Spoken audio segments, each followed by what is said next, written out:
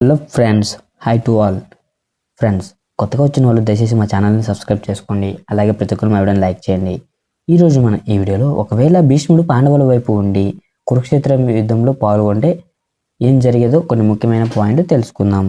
Point number 1, యుద్ధం మొదటి రోజు నుంచే భీష్ముడు బలమైన వ్యూహాలు వేసి కౌరవ సైన్యాన్ని చంపేవాడు.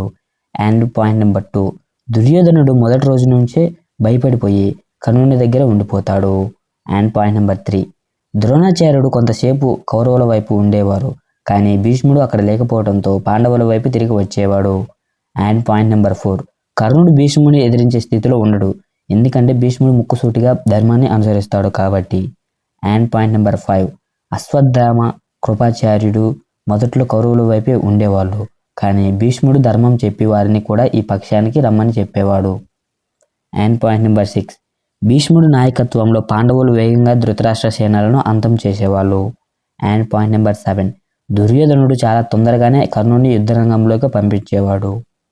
అండ్ పాయింట్ నెంబర్ 8, అర్జునుడితో కలిసి భీష్ముడు ఉన్నారు కాబట్టి భీముడు రెచ్చిపోయి రెండింతల యుద్ధం చేసేవాడు.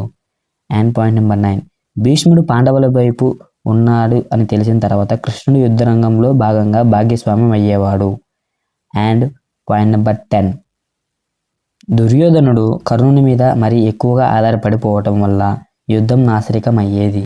అండ్ పాయింట్ నెంబర్ 11, భీష్ముడు తన అస్త్రశస్త్ర విద్యతో కౌరవుల మంత్రులు మరియు రాజులను తొందరగా ఓడించేవాడు. అండ్ పాయింట్ నెంబర్ 12, భీష్ముడికి భీషమైన వ్యూహాలు తెలుస్తాయి, అందుకే కౌరవుల ముందు నుంచి వెనకంజ వేస్తూ ఉండేవాడు. అండ్ పాయింట్ నెంబర్ 13, భీష్ముడు ఉన్నంత కాలం శకుని వ్యూహాలు ఫలించే అవకాశం ఉండేది కాదు. అండ్ పాయింట్ నెంబర్ 14, ద్రోణాచార్యుడు చివరికి దుర్యోధనుని మాట వదిలేసి భీష్ముని మాట వినేవాడు. అండ్ పాయింట్ నెంబర్ 15, జయద్రథుడు మరి ఆలస్యం కాకుండా ముందుగానే చావడం ఖాయం. అండ్ పాయింట్ నెంబర్ 16, భీష్ముడు అభిమన్యునికి అన్ని రహస్యాలు చెప్పే ముందు శిక్షణ ఇచ్చేవాడు, ఇలా అయితే చక్రవ్యూహంలో అభిమన్యుడు చనిపోయేవాడు కాదు.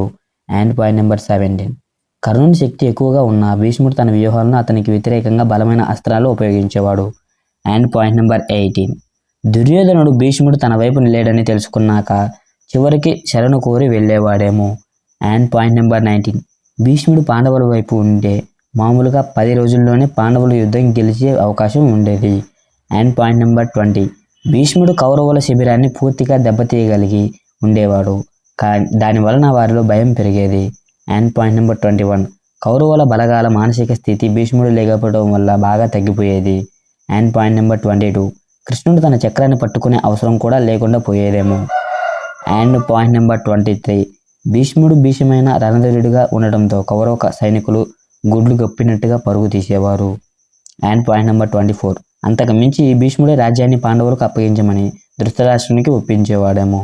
అండ్ పాయింట్ నెంబర్ 25, అలా అయితే కురుక్షేత్రంలో పెద్దగా రక్తపాతం జరగకుండా త్వరగా ధర్మం నెగ్గిపోయేది. ఫ్రెండ్స్, మా వీడియో నచ్చితే ప్రతి ఒక్కరు మా వీడియోని లైక్ చేయండి. అలాగే మా ఛానల్ని సబ్స్క్రైబ్ చేసుకొని మరిన్ని ఇలాంటి వీడియోస్ కోసం థ్యాంక్ యూ టు ఆల్.